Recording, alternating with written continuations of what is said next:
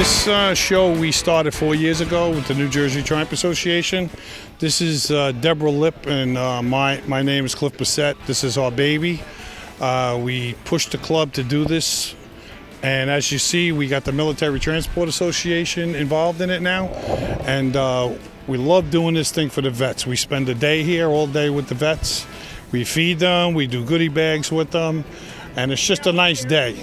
And it's a great show. We've been blessed with great weather, and both clubs come together, and I couldn't do this show without Debbie. I get an idea in my head, and then I turn around and I say it, and Debbie writes it down. Then we sit down and compare notes, and then we write to people, and that's how we get all these donations. So I'd like to thank everybody that donated for this show, and everybody that came to this show and supported us, and the veterans.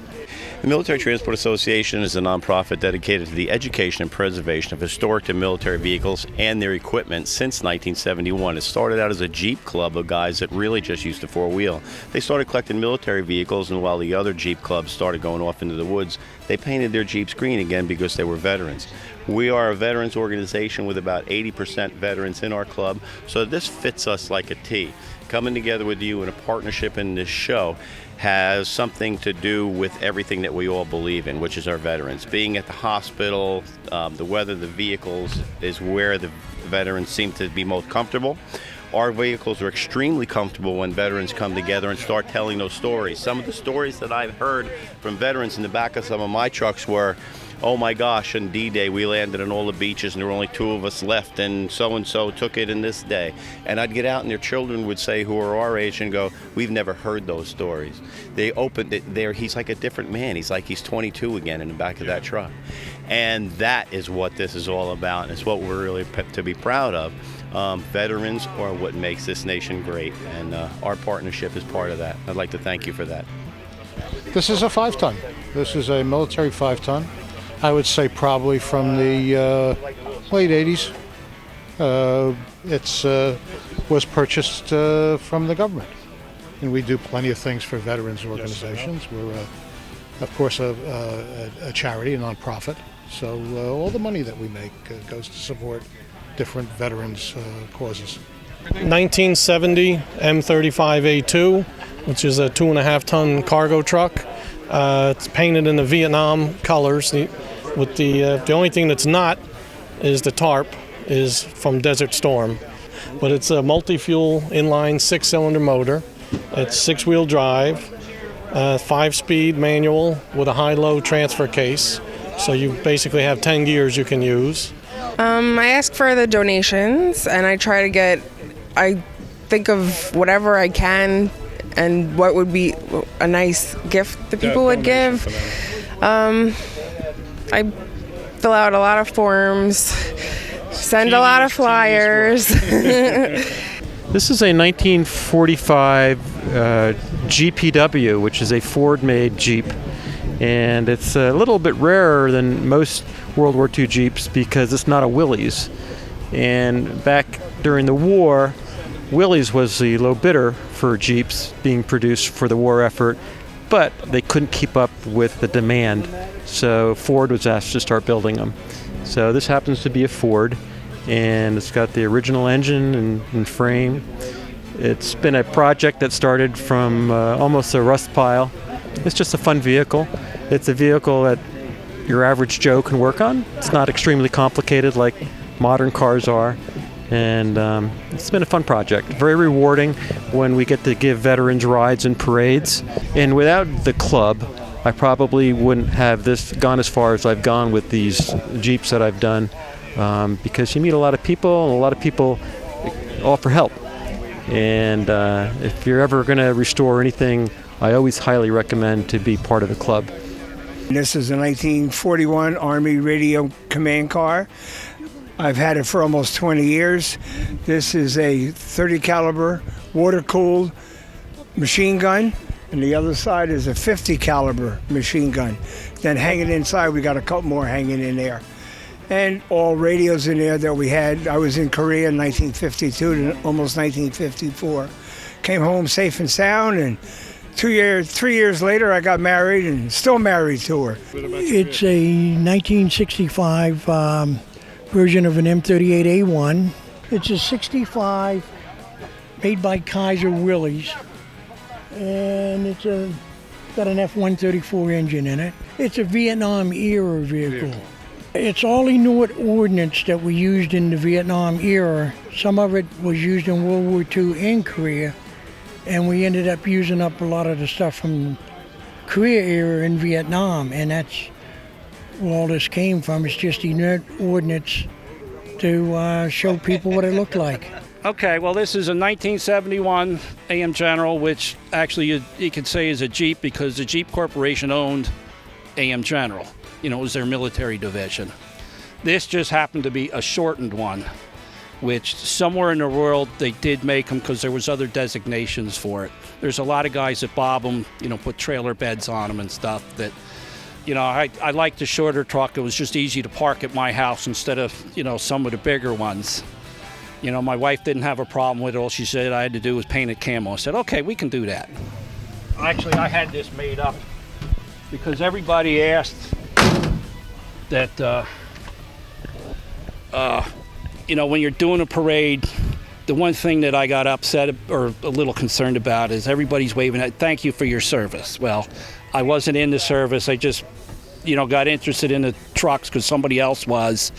That, you know, I felt bad, you know, thank you for service, and okay, you would just brush it off. So on the back of our shirts, we have this, you know, and I had this made up so when in parades, people actually read it, that, right, you know, that these are privately owned, you know, for the history and, you know, things like that. We have a 1991 Jaguar XJS Classic Collection Coupe. We've been showing it since '92. We do a lot of concourses with the car. Out of 100 points being a perfect car, which I've only seen about maybe one in the 22 years I've been showing the car, we average like a 97.8, 99.2, close, but not a 100-point car. The car is all original except for the battery and the tires. It's a V12. It's a 5.3 liter, 350 horsepower. It's got a turbo transmission, which is through General Motors. It's got Pirelli tires on it, lattice wheels. The whole car is originally stock. There's no humidity, the weather's good, you got a cool breeze, it's a perfect day. We're looking here at a 1974 Triumph Spitfire.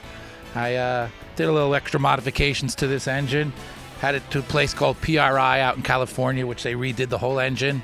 Got racing cams in it, oversized pistons, new valves, the whole engine's new. It's got 4 C.R. Klein drag racing carburetors they use on Honda motorcycles. It's got a turbocharger kind of header system, so it pulls the air out like a little tornado, comes out on a side pipe. So we're getting about 150 horse out of this engine now. Stock is about 75. Racing shocks all the way around. I got a custom front nose. It's all fiberglass. Put a fiberglass back on. Corvette paint all around. Basically took me about 13 years in little pieces, day by day in my garage, putting this thing together. But I think the end product speaks for itself, and it runs great. It's my 4th year now coming to this show. I love coming here. It's probably my favorite show. I like hanging out, talking with all the vets, and just get some really good stories with some of the guys. I met a guy this morning who worked on maintenance, and he was describing every one of these vehicles. He had driven every one and knows everything about them. So it was a really great time, and I like to honor the vets. All right, this is a 1973 TR6. It's in a little rough shape, but it has some upgrades, let's say. I've added electric fuel pump, electronic ignition. Last year I redid the carburetors, and it actually runs, and it got me here. And it's a nice little car. It's a beautiful day to drive it, and it's a lot of fun. This is my 1973 TR6, which I own since 1973. I've been the owner of it for 40 years plus, and it's in its 3rd restoration stage, and it's a rider, which I love to use on weekends like this. Beautiful day. We have, you know, basic engine that's been cleaned up, and clean inside upholstery and a nice paint job, and I love it, and it's my baby, and I'll keep on trucking as long as I'm around. We mingle with the vets as they walk around, and they all enjoy looking at our cars, and as they stop by, we have a conversation. They'll usually ask you things like, what year is it, and how long have you had it, and nice car, and they move on. So it's a pleasure for us to be here with them and have the opportunity to thank them for their service to our country. We really enjoy this show, and that's why we're here. I got a 1974 TR6 Mimosa Yellow. Actually, this car is all original. It was purchased originally by a Navy lieutenant up in New London, Connecticut in 1974, who drove it around for maybe 3 or 4 years before he wound up in Phoenix, Arizona, and the car's been in Phoenix, Arizona, garage kept since 1978. It has 60,000 miles on it right now. Everything is original. There's a couple little things that I redid paint-wise. I painted the valve covers and the air cleaner, and I replaced the windshield washer. That's it for now, though. But all the paint is original. There's no rust on the car, and I redid the seats. So it's been very reliable. I had very few problems with it, and it's been a lot of fun. Well, I'm a vet myself. I'm a retired Army helicopter pilot, so this means a lot to me to have these guys here. You know, it's a kinship, it's a brotherhood. So I'm happy to do it. The car I came in is my 1970 TR6. It's a driving car. It's not a show car. It's a little bit on the rough side, but it's been reliable to me. It's a good starting car. It's a nice, easy car to drive. It's got lots of torque, so even though it's a 4-speed, you don't have to worry about downshifting to go up hills. It sticks to the road real nice, and with an open top, we get to enjoy the sun and the scenery. We really enjoy coming to this show, not so much to deal with the cars, but to deal with the people.